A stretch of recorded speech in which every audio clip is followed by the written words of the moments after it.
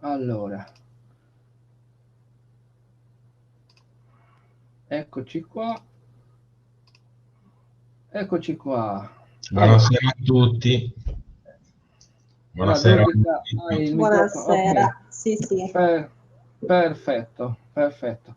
Allora, oggi faremo non abbiamo, diciamo, delle ore a disposizione, ma abbiamo, diciamo, quell'oretta e mezza per parlare un po' di un argomento bellissimo, molto discusso, oserei dire anche, poi sarete d'accordo con me, me lo dite, ma io penso che sia molto discusso perché ci sono chi è a favore dei Fenici, chi è contro, chi non ci crede, chi ha un'altra opinione, insomma, quindi cerchiamo un po' di capire meglio questi argomenti.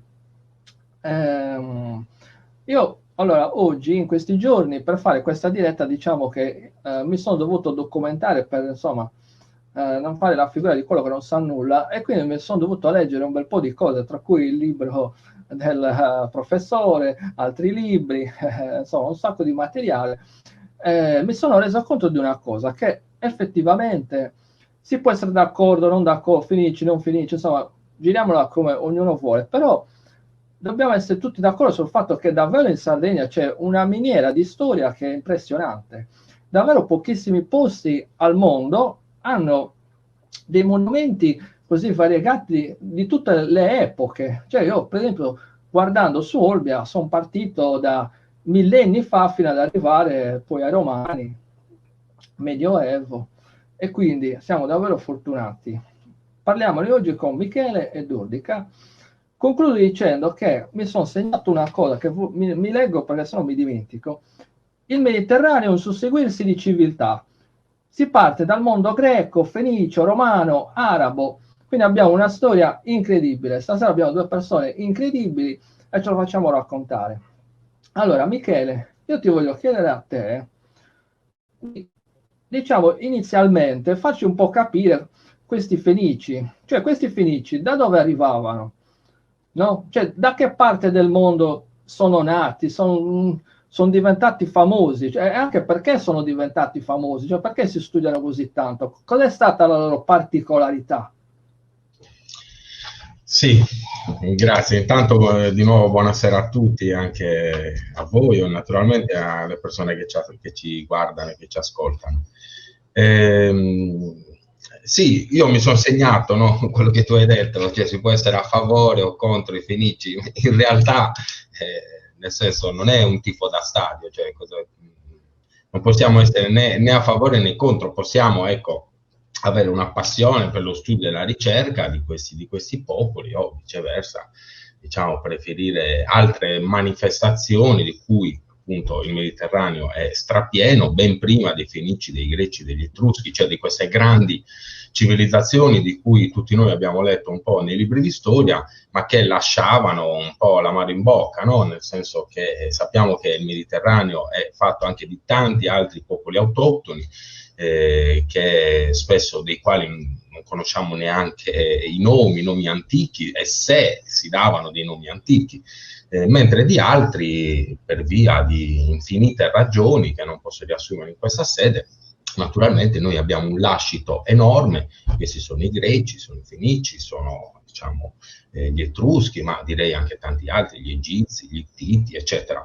Ecco, quindi una prima cosa che vorrei dire è che naturalmente nel mondo degli studi queste sono delle denominazioni di comodo, ma non comodo perché fanno, diciamo, tornare dei calcoli fatti, diciamo, a priori.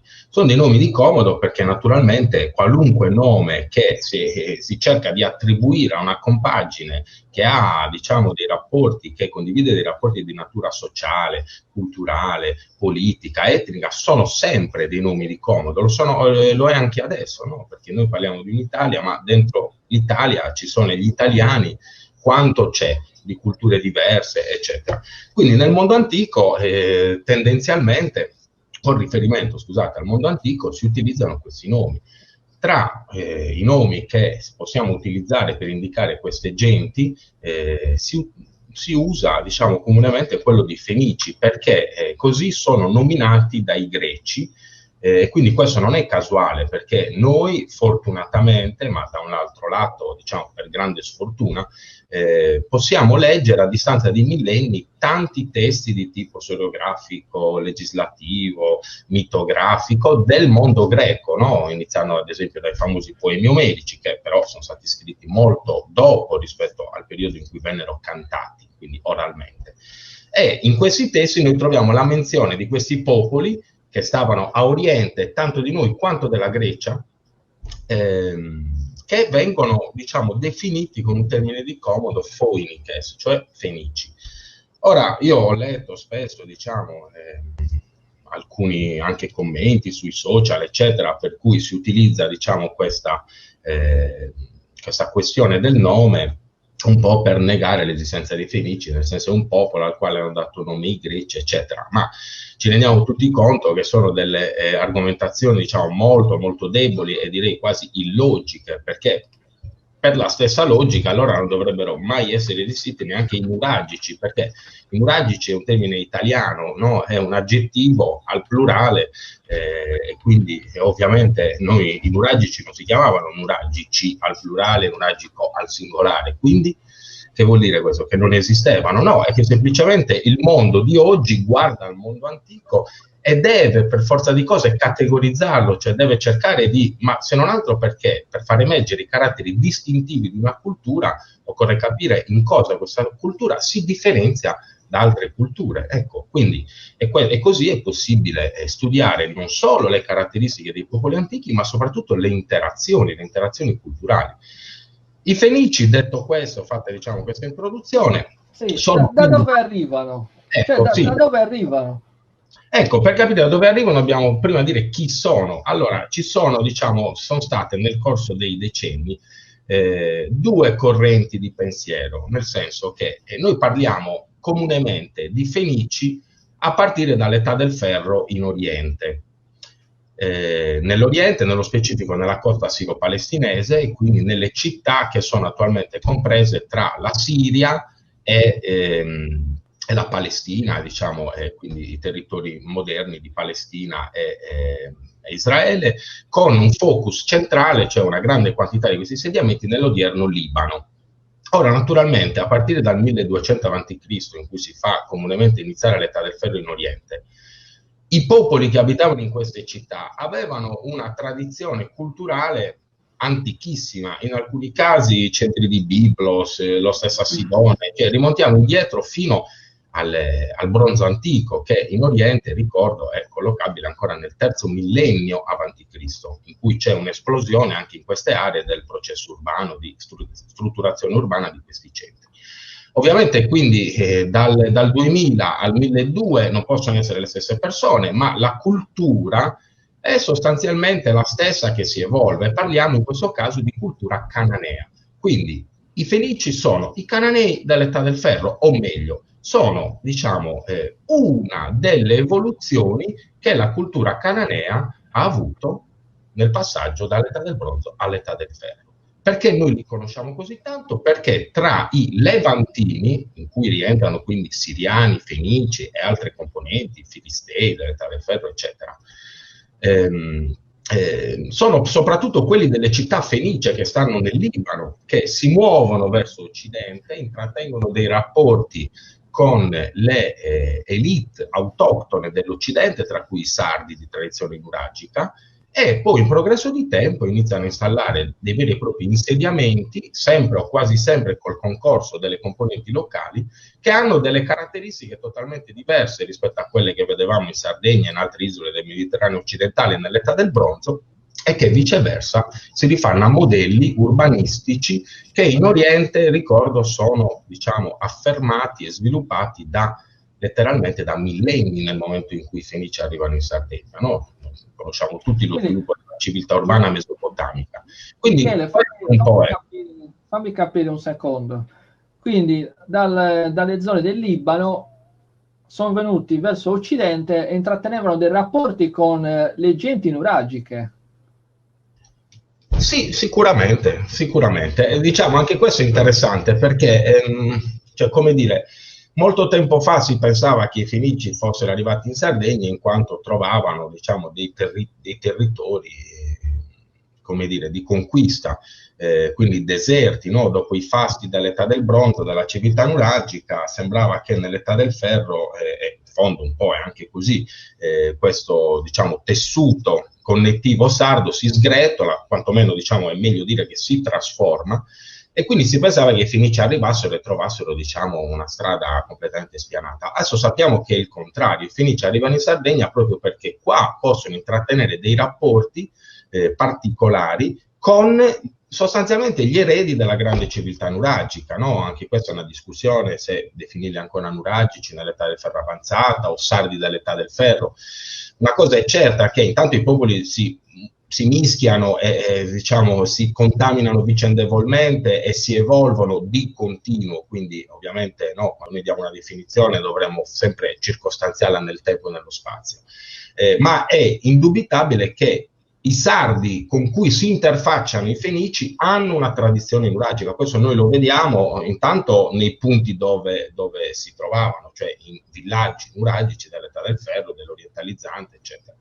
E poi nella cultura materiale che ritroviamo anche all'interno dei nuovi centri di fondazione fenicia, in cui si vede che c'è una presenza autoctona molto molto forte. Cioè sostanzialmente i Fenici, possiamo dire, si sardizzano e i sardi si fenicizzano in qualche modo. Non tutti, naturalmente, no? Perché anche questa è una cosa da chiarire, questi sono fenomeni che avvengono in alcune aree della Sardegna, e poi il riflesso di ciò ovviamente arriva con diversi gradi un po' dappertutto, anche nelle aree più interne della Sardegna, ma sono fenomeni, diciamo, diversi, paralleli. Ecco, un conto è la fondazione di un insediamento, un conto è la frequentazione di un insediamento precedente, un conto è il concorso nell'evoluzione generale del popolamento sardo e tanti altri gradi di differenziazione. Una precisazione, poi mi taccio, perché diciamo anche qua è meglio precisarlo.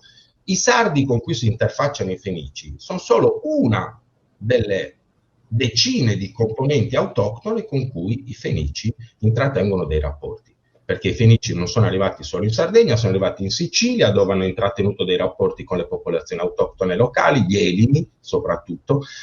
Hanno fatto la stessa cosa in Tunisia, a Cartagine, nell'odierna Tunisia, a Cartagine, Utica e altrove, con le componenti libiche locali, e ugualmente con le componenti che abitavano nelle isole Baleari, nel Marocco Atlantico, nel sud della Spagna, no? La grande civiltà legata al mito di Tartesso, i tartessici. Quindi non è un fenomeno esclusivo della Sardegna, ma in Sardegna assume dei caratteri particolari, e questo è dovuto a che cosa?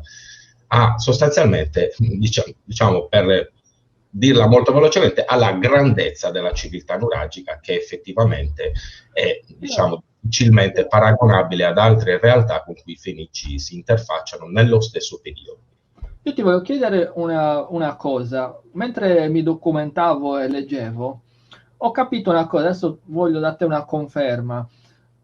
Cioè, praticamente, da quello che mi hai detto tu, ed è infatti quello che poi anch'io ho ritrovato lì, è che all'inizio c'è un rapporto di amicizia, insomma, anche perché i nuragici avevano anche delle risorse come probabilmente il cibo grazie ai terreni fertili, le risorse minerali e varie cose. Però poi, da quello che ho capito, con Cartagine, invece Cartagine vuole conquistarla, quindi non più magari un rapporto pacifico, ma andare alla conquista della parte sud della Sardegna, magari anche oltre. È così? In soldoni sì, in soldoni sì. Nel dettaglio, intanto, se no rischiamo di dare anche una visione, come dire, buonista nella ricostruzione della storia.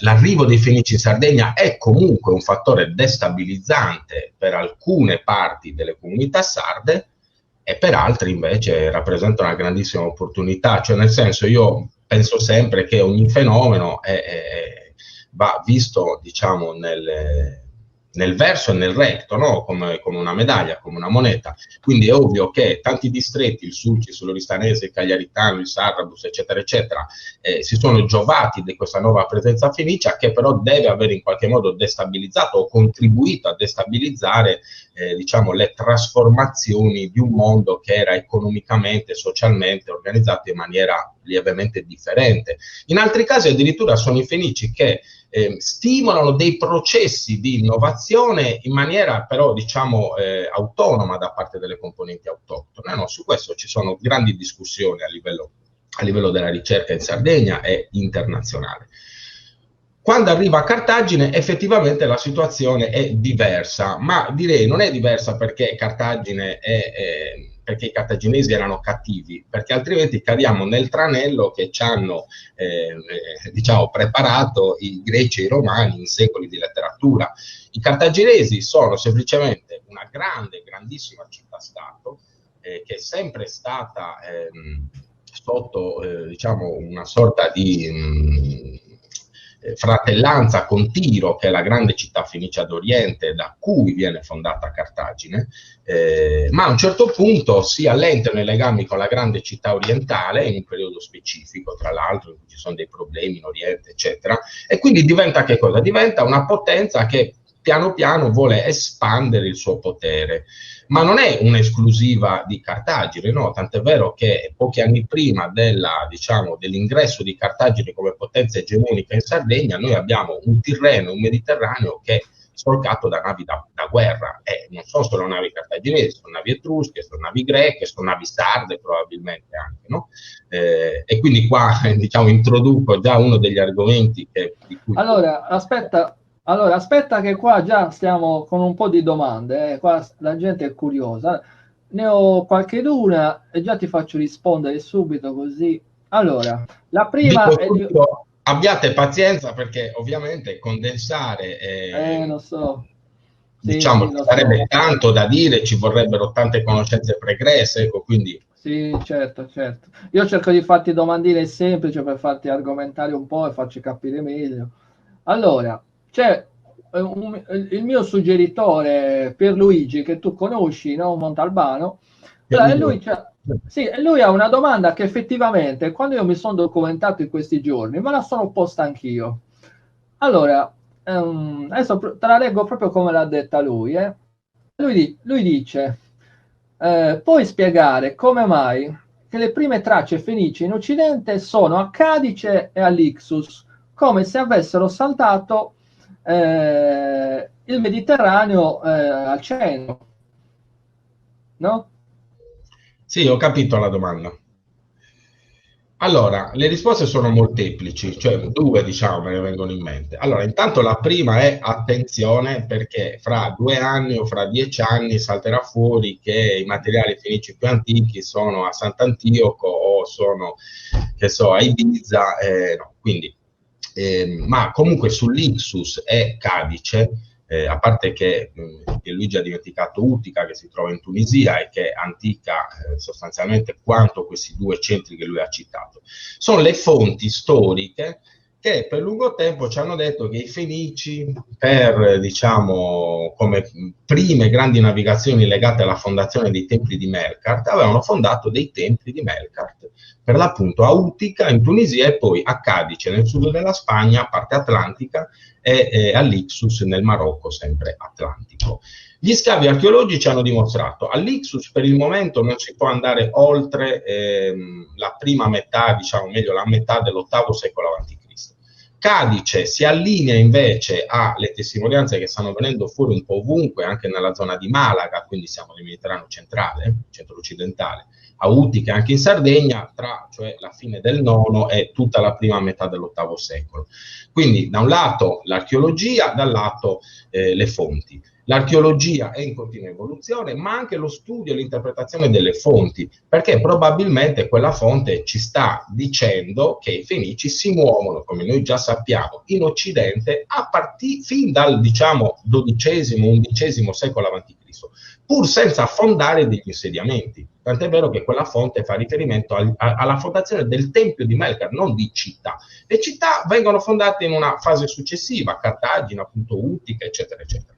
L'altra considerazione che farei è che non come ha suggerito Pierluigi, i Fenici hanno saltato, hanno bypassato tutto il Mediterraneo, anzi io la vedrei diversamente, la vedrei che si tratta per l'appunto, come noi sospettiamo, di un grandissimo progetto che sapeva già esattamente dove dispiegarsi, cioè mi spiego meglio. Se fosse stata un'evoluzione graduale, appunto, no? Da Tiro se ne erano andati a Cipro, da Cipro a Creta, da Creta al canale di Sicilia, da Sicilia alla Sardegna, poi le Baleari, eccetera, come se si trattasse di un'evoluzione continua. Invece i Fenici, quando si muovevano, e questo lo leggiamo sostanzialmente anche nel Vecchio Testamento, quando si parla delle imprese congiunte di Iram con Salomone, vanno probabilmente proprio nelle miniere della Spagna.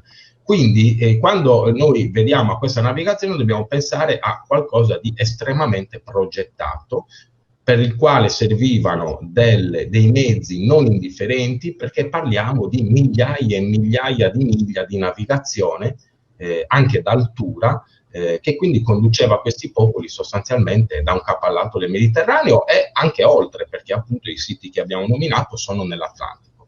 Quindi significa da un lato appunto che fin dall'inizio è il tutto concepito, questo processo, per dispiegarsi su un areale enorme. E poi attenzione, perché l'archeologia può diciamo rialzare di qualche decennio alcuni insediamenti, quindi da un lato complicandoci le cose, dall'altro rendendocele ancora più interessanti.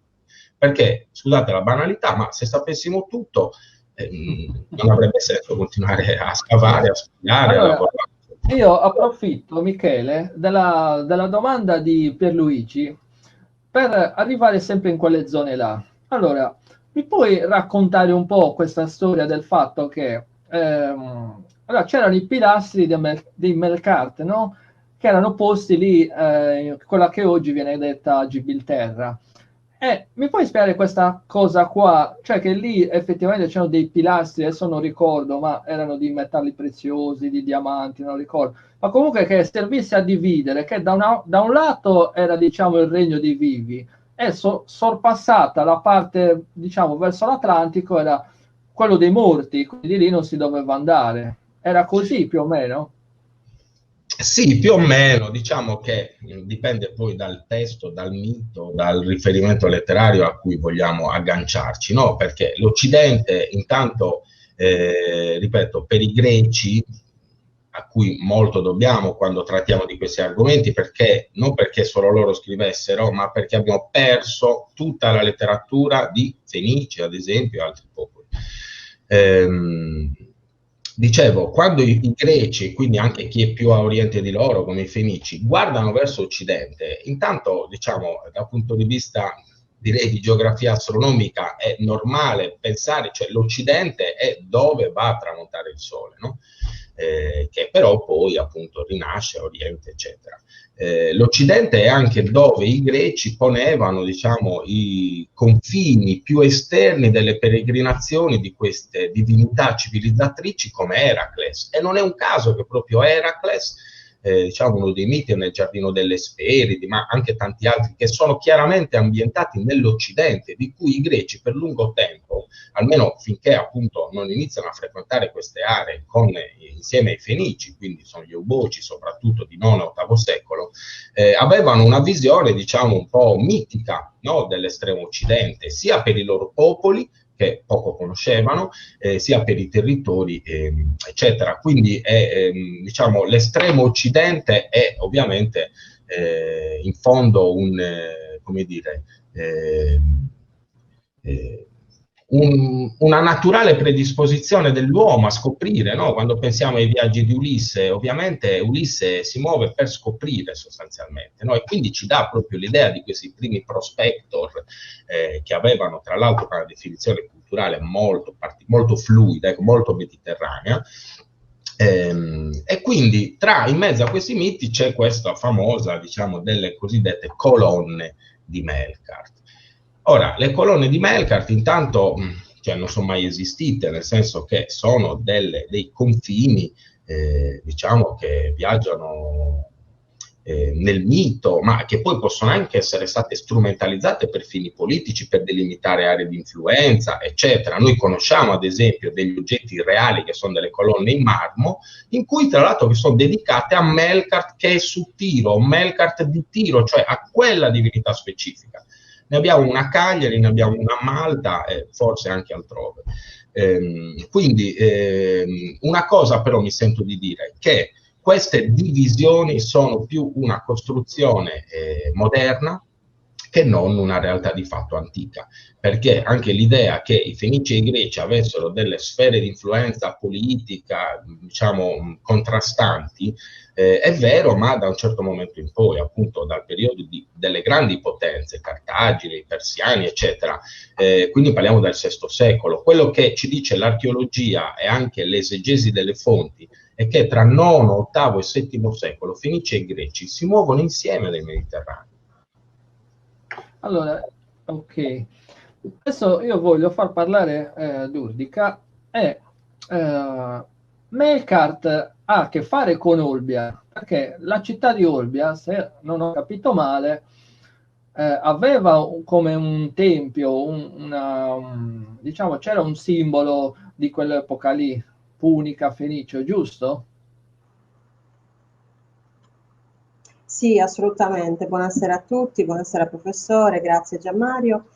Allora, Olbia sì, Olbia era una di quelle città fondate appunto frequentate dai Fenici come punto interessante per i vari commerci marittimi e i traffici commerciali, e aveva dedicato, come succedeva nella maggior parte delle città fenicie, proprio l'acropoli, quindi il punto più alto della città, al tempio di Melkart, che non è altro che poi Melkart, re della città. Questo è in sostanza la definizione di questa divinità, che poi prende il nome durante il periodo dei Romani con Ercole, il famoso Ercole che tutti conosciamo.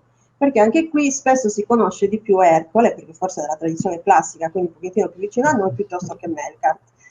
E noi abbiamo le testimonianze sia di scavi, quindi se posso, volevo far vedere un attimino una mappa ai nostri ascoltatori, così magari si rendono anche conto di che cosa stiamo parlando, perché io ho preparato un piccolo PowerPoint così almeno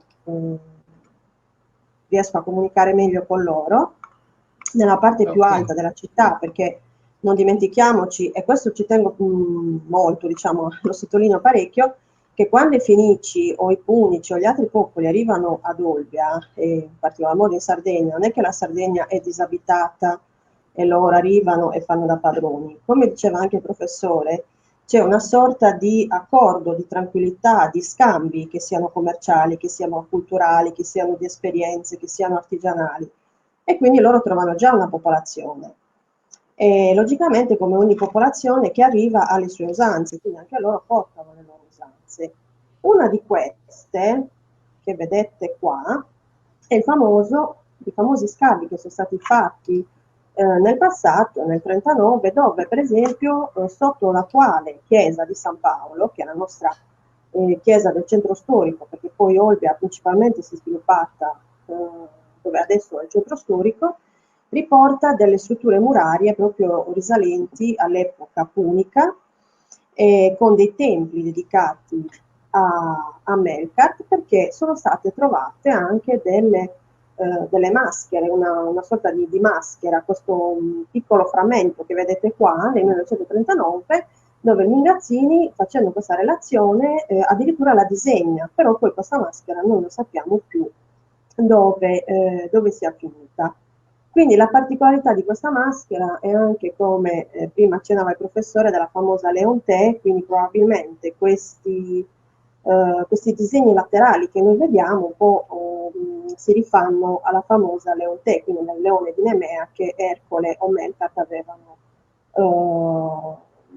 diciamo, ucciso durante le loro imprese. L'unica differenza, adesso poi il professore mi correggerà, che noi possiamo trovare per esempio tra Melkart e Ercole, logicamente nella statuaria greca la maggior parte dei corpi sono sempre nudi, e anche quello che noi abbiamo al museo di Olbia è una riproduzione di di Ercole nudo con la leontella, clava e il pomodoro, quindi la famosa mela.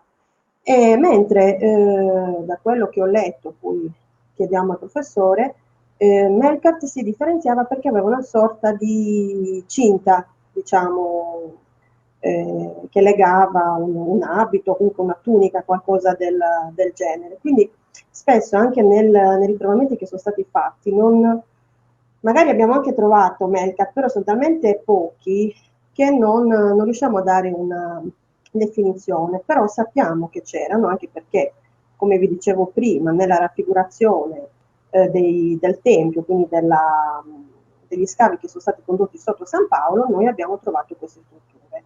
In più è stato trovato anche il Temenos, quindi il grande muro che delimitava l'area sacra, che era uno delle caratteristiche comunque delle costruzioni fenicio-puniche. Quindi riservare un'area sacra solo per determinati punti, questo è. Poi quando arrivano i Romani addirittura ne costruiscono altri 2 di templi, quindi questa acropoli diventa sempre più grande, sempre più importante, e addirittura c'è una sovrapposizione quando la città comunque dopo la presenza dei Greci, quindi la sconfitta dei Focesi, che devono abbandonare la Sardegna e tutte le loro colonie e le fondazioni, la vita si svolge proprio, la vita commerciale, diciamo un po' di vita, si svolge tra il Tempio e il porto. Questo è il tratto fondamentale di quel periodo, quindi possiamo capire quanto fosse importante il Tempio di Melkat in quel determinato periodo. Ludica, io ti voglio fare una domanda. Allora, approfondiamo la questione delle mura puniche. Cioè, Sì. sono, da quello che so, erano tutto attorno alla città, e oggi abbiamo i resti a Olbia, che penso siano tra i pochi visibili, penso, nel Mediterraneo, o mi sbaglio? No, ne abbiamo anche altri di resti di mura puniche, però la nostra diciamo, particolarità è, allora, quando Cartagine decide di rifondare la città, cioè, noi arriviamo a un dato storico, un dato archeologico nel 330 come data, in base ai materiali ritrovati. Che cosa succede? A un certo punto Cartagine decide di diciamo, distruggere quello che era già presente nel territorio e rifondare la città. Quindi cerca una sorta di, forse vuole cancellare qualcosa o vuole proprio rimanere lei impressa nella storia, questo è possibile, non lo sappiamo con esattezza. Quindi che cosa fa? Crea un potente apparato difensivo che è testimoniato dalle mura. Noi abbiamo quasi 65 metri di mura con la testimonianza di una torre, l'apertura occidentale, una doppia cortina e così via, sia un tratto di via Torino che invito tutti quanti a visitare ad Olbia, e sia anche nella Villa Tamponi, è una villa privata, ma comunque anche lì abbiamo una trentina di metri di mura. Cosa fanno? Costruiscono un fitto abitato all'interno di questo circuito, addirittura poi destinano alcune parti, soprattutto vicino alle mura, alle zone artigianali, e questo lo possiamo anche trovare in via Nanni, per chi è pratico di Olbia, dove c'è il parcheggio di ferro. Abbiamo trovato delle officine puniche, un quartiere, diciamo, dove si svolgevano delle opere artigianali. E poi crea questo, diciamo che ingrandisce il tempio di Melkat, quindi evidentemente deve anche avere una potenza non solo terrena, quindi del controllo del territorio, ma anche quella spirituale, quella della divinità. E soprattutto costruisce fuori, quindi nella parte occidentale, perché la parte orientale è dedicata al porto, quindi non può costruisce la zona sepolcrale, quindi la famosa necropoli. Quindi che cosa succede? Questo che vedete in nero, che vi sto indicando, è il circuito delle mura. Quello che noi vediamo oggi è posizionato più o meno in questa zona, questi 65 metri di mura puniche, che io più di una volta ho cercato di organizzare manifestazioni, abbiamo portato i bambini delle scuole, abbiamo organizzato visite guidate anche notturne, per cercare di sensibilizzare la popolazione, l'amministrazione, un po' tutti, diciamo, dei ricercatori e gli studiosi, su questa porzione di mura, perché comunque per me, per quanto mi riguarda, secondo me sono una forte testimonianza della presenza punica, e loro distruggono e ricreano questa città.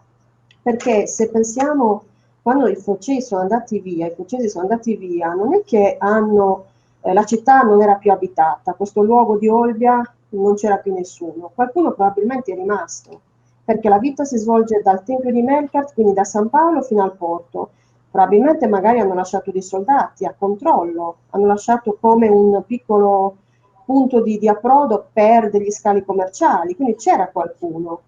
Poi a un certo punto decidono di ricreare qualcosa di nuovo, creano proprio una vera e propria città, una zona urbana molto molto potente e molto importante, anche perché poi a breve si scontrerà con un'altra grande potenza che è quella di Roma, quindi probabilmente sapeva già che Roma stava crescendo, gli avrebbe dato problemi, quindi la Cartagine cerca proprio di fare un punto difensivo abitativo importante per distruggere poi gli avversari.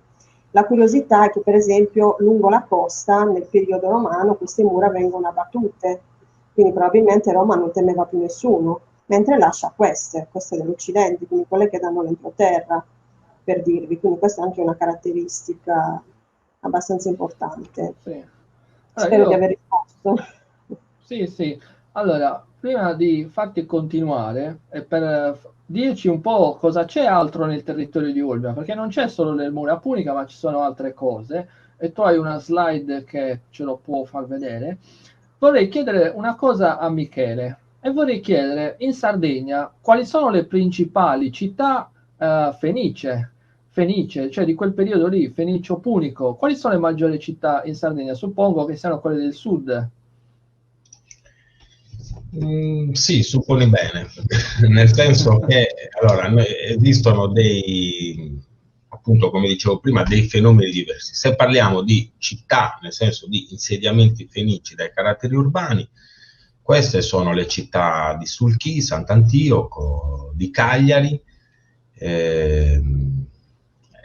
ecco, probabilmente queste sono le due più antiche. Poi abbiamo tantissimi altri centri cittadini, che però potrebbero anche non essere delle fondazioni fenicie primarie, cioè fondate da fenici veramente della prima ondata coloniale che si presentano in Sardegna e fondano, che sono invece nate dal concorso proprio diciamo, dopo già circa un secolo di interazioni con il mondo sardo, che sono Montesirai, Panilorica, Bitia, ecco, tra le più antiche c'è anche Nora, c'è anche Tarros, Ottoca Santa Giusta, Olbia anche diciamo, una fase in cui c'è una presenza fenicia, anche se in realtà poi non sappiamo se è veramente di tipo urbano, io non credo che probabilmente sia anzi un insediamento autoctono sardo con presenze di vari popoli, tra cui fenici soprattutto.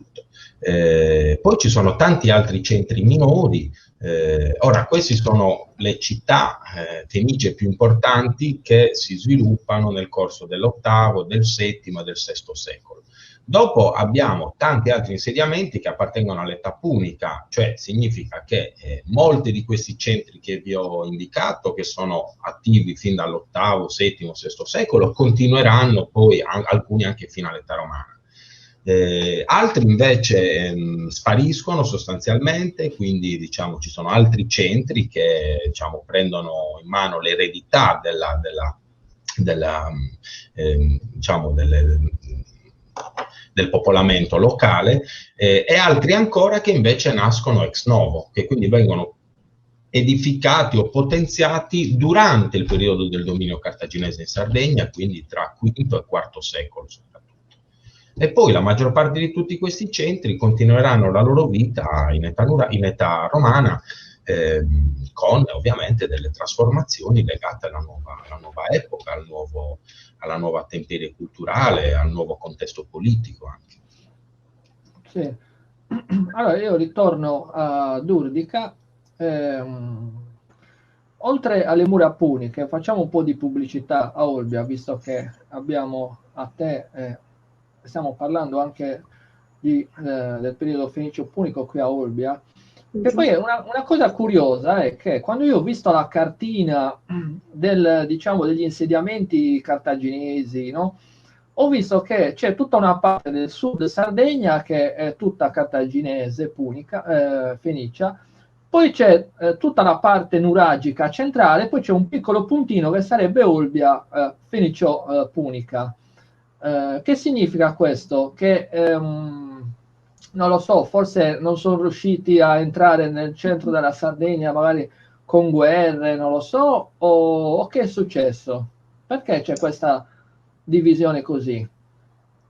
Allora, dal mio punto di vista, diciamo che la zona centrale della Sardegna è abbastanza difficile entrarci, è difficile viverci. Qui questo è una zona molto montagnosa, che comunque di risorse ne ha relativamente poche.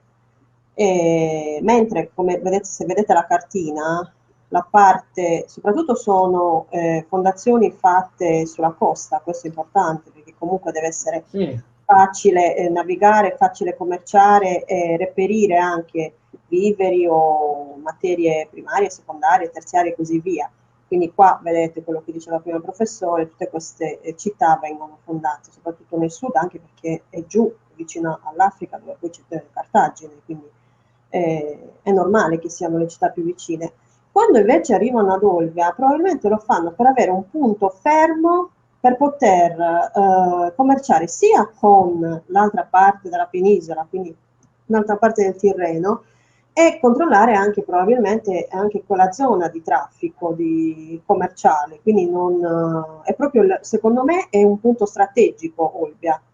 Più che non credo che ci siano motivi particolari, anche perché la Gallura, che tutti noi conosciamo, è un po' impervia, cioè fino a poco tempo fa e poi facendo anche la specialistica che ho fatto gli Stazi, mi sono specializzata sugli Stazi, tutti ne parlano come una zona molto molto difficile da vivere. Ci sono quei 7-8 punti come Tempio, Calangianus, Aggius e così via, però tutto il resto è montagnoso, è impervio, quindi non credo che la difficoltà sia dovuta al non volersi insediare qua, ma proprio perché non c'erano particolari risorse che magari ci sono giù, ricordiamoci che la maggior parte delle miniere sono giù, quindi anche a loro interessava avere i metalli, avere l'oro, avere il ferro, avere qualsiasi tipo di miniera potessero avere. E poi erano vicino alla madrepatria, questo, quindi a Cartagine. E Olbia credo che sia solo per una questione di controllo sulla costa tirrenica. Poi il professore probabilmente chiediamo, ne chiediamo sa al di più. professore se anche Sì. lui ha la stessa opinione, magari vuole aggiungere qualcosa. Sì, aggiungerei che sicuramente ecco, l'intento politico o quantomeno appunto di controllo di un'area che risultava tutto sommato per lungo tempo marginale rispetto ai movimenti di navi fenicie. Quella tant'è vero che diciamo, la rotta tirrenica che portava dalla Sardegna verso l'Etruria, verso diciamo, sì, l'Etruria, è una rotta soprattutto, noi sappiamo, battuta dai nuragici, dai sardi, durante l'età del ferro. I fenici preferivano, diciamo, concentrarsi nella parte bassa. Ovviamente l'interesse è, come dire, per Olbia crescente, perché? Perché ovviamente di fronte a Olbia c'è da un lato una delle grandi componenti culturali e politiche con cui i cartaginesi si alleano, che sono gli Etruschi. E poi c'è Roma, che evidentemente in una prima fase è una, in qualche modo, è in trattativa con Cartagine. Noi sappiamo dell'esistenza di diversi trattati, e non sono trattati a seguito di guerre, sono trattati sostanzialmente per evitarle. E quindi essere lì in quella zona consentiva, diciamo, un controllo su correnti di traffico diverse su cui i cartaginesi evidentemente avevano un certo interesse. L'interesse monta così tanto soprattutto dopo che in quelle acque, quasi a sostituirsi, no, a questi collegamenti tra sardi di età del ferro e diciamo villanoviani, etruschi eccetera, entrano i greci. E allora sì che a quel punto per Cartagine avere la città di Olbia diventa una cosa diciamo importante, e poi lo sarà ancora di più in relazione alla grande potenza di Roma che è lì di fronte. Poi ci sono, diciamo, anche molti indizi nelle fonti, la famosa questione di Feronia, cioè c'era un interesse cartaginese per quelle acque, che però era controbilanciato da un parallelo interesse romano, ovviamente, romano o diciamo etrusco, ma in un certo momento proprio romano. E quindi ovviamente Cartagine ha tutto l'interesse a stare lì perché quello era un punto particolare. Poi è verissimo anche quello che ha detto Giurdica, cioè chi conosce, ha navigato o banalmente è andato nelle spiagge sarde, conosce le grandissime differenze che ci sono tra tutta la costa orientale, tutta da nord a sud, pur ovviamente con sottodifferenze interne, e la costa orientale che è molto appunto più, diciamo, con delle rocce a dirupo sul mare, ci sono poche vie fluviali di penetrazione, questo è un altro aspetto importante. Olbia è nella costa orientale probabilmente il golfo più bello, più ampio, più felice direi, e quindi ecco perché Olbia ha un susseguirsi di frequentazioni. Poi ci sono pochissimi altri punti che coincidono con le foci del fiume, il Cedrino, il Flumendosa, fino a, diciamo, giù, fino alla zona di Villa Simius, con Rio Foce, eccetera. E non è un caso che proprio lì noi abbiamo, infatti, le poche presenze di età fenicia e quelle più abbondanti di età Cartagine, di età punica, quindi diciamo sotto il dominio di Cartagine. Non ti sentiamo?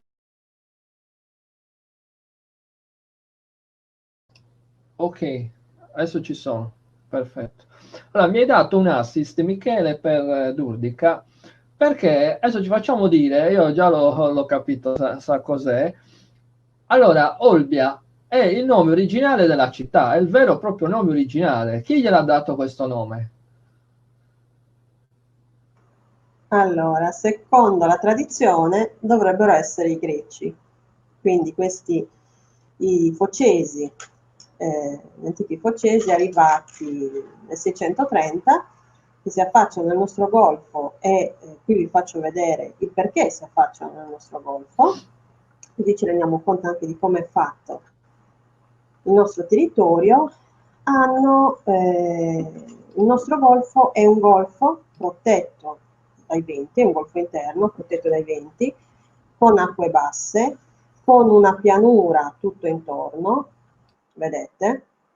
Quindi è una zona fertilissima.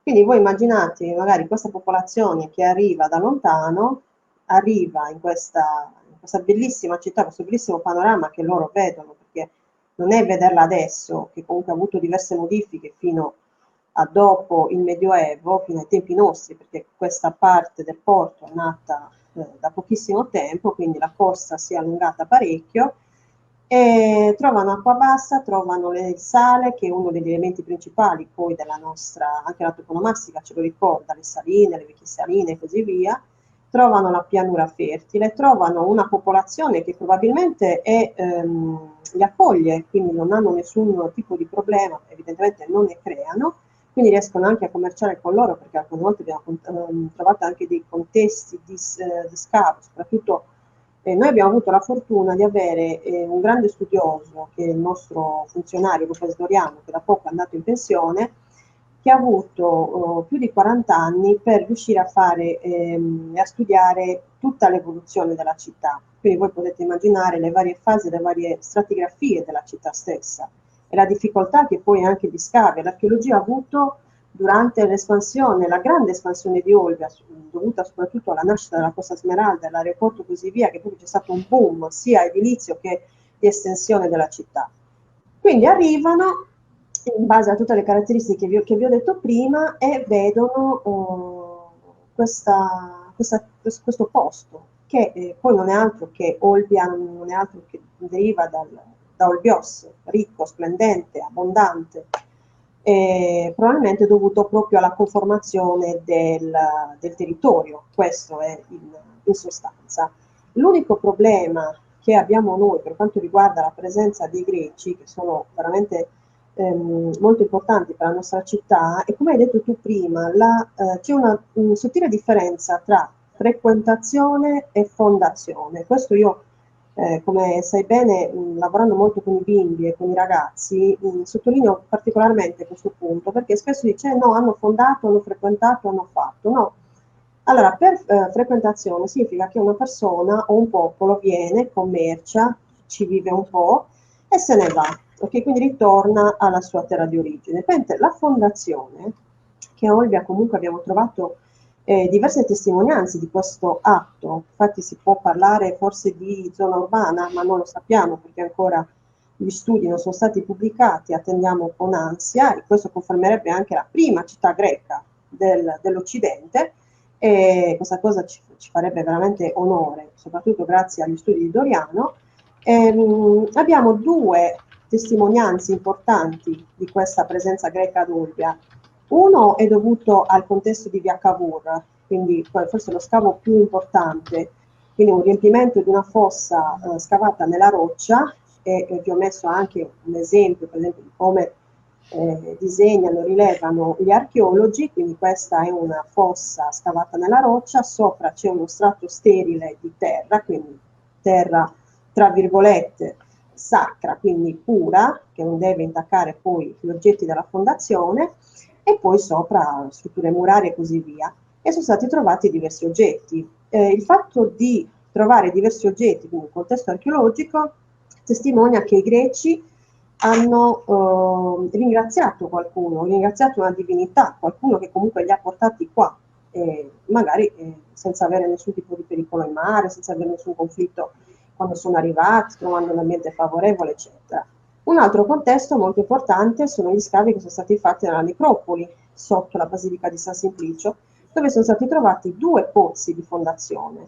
E anche qui vi ho messo, chiedo scusa per la qualità delle foto, questa è una bellissima mostra che è stata fatta diciamo, al pensionamento del nostro funzionario Doriano presso l'aeroporto di Olbia Costa Smeralda, dove ci sono queste foto degli scavi, di questi pozzi che sono presenti, che sono presenti all'interno della necropoli. E qui potete anche notare, chiedo scusa ma c'erano delle luci, non sono riuscita a fare delle foto migliori, dei resti ceramici, quindi questi sono dei vasi, i vasi venivano rotti per forse di augurio, di buon augurio, e poi venivano ricoperti, e questo ci testimonia l'importanza che la città aveva per i greci. E in più un'altra zona sacra che noi dovevamo avere era quella del porto, perché quando hanno trovato le navi, anche come discutevamo qualche giorno fa con il professore e con Gianmario, sapete benissimo che ad Olbia sono state trovate la quantità di navi forse più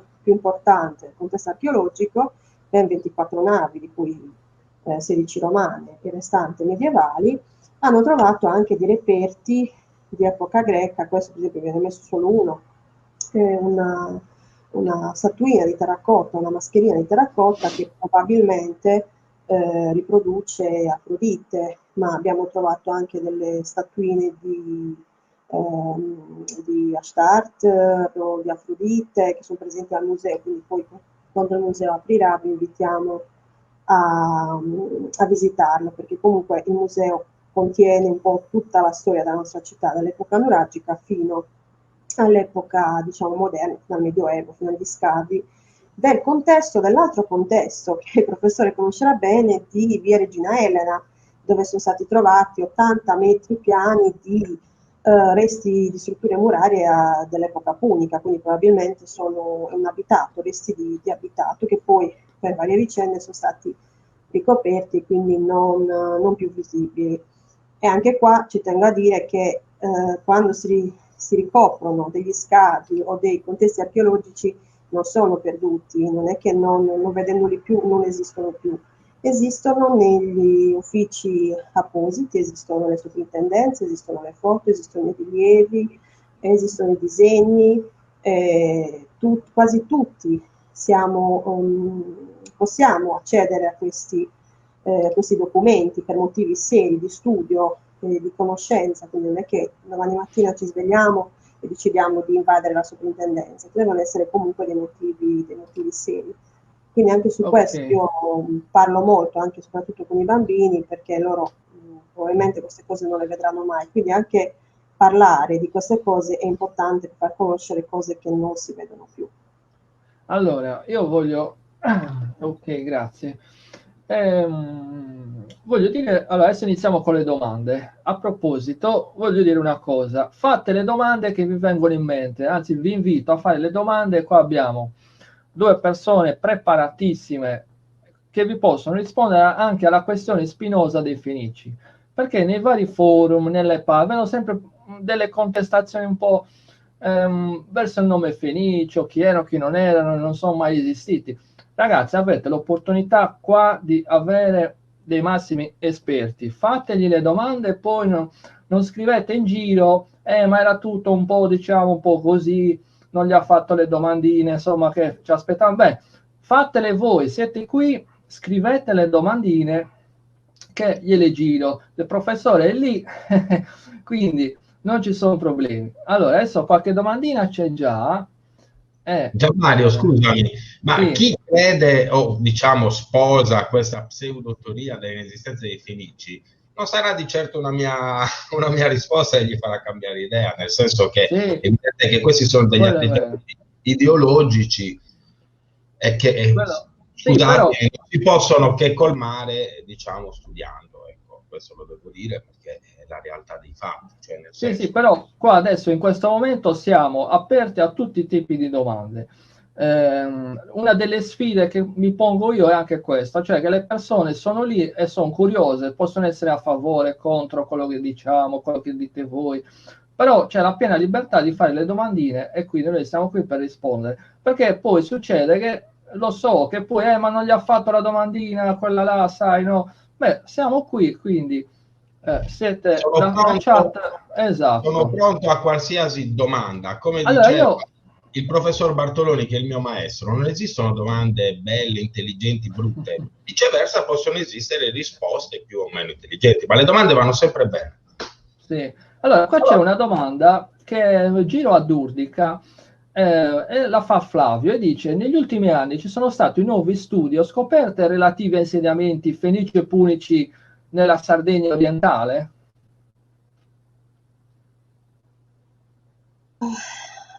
Ci sono Allora, stati nuovi studi, scoperte? nuovi studi, no, nuove No. scoperte no, non particolarmente, dipende a cosa si riferisce Flavio, cosa vuole esattamente che gli dica, perché che cosa intende lui poi per Fenici, per Punici, cioè che cosa, Ok. perché Allora io fino lo adesso non ne ho invitiamo. sentito, quindi Allora, Flavio, ti invito a riscrivere una domanda, un'altra domanda, magari specificando meglio. se Poi, poi magari non cioè, sono Fenici e Punici, ma sono i eh, Levantini di Tavolara o le ultime scoperte di Tavolara, quello è stato pubblicato, è stato anche discusso sì. dall'ex sovrintendente che ha dato le sue indicazioni, quindi credo che un piccolo insediamento, comunque forse uno scalo commerciale, ci Ma poteva i Fenici essere. non c'entrano, a Ma tavolare, infatti, al infatti, momento Ah, attuale. ok. Ok. sì, quindi Allora, qua vedo un po' di domande.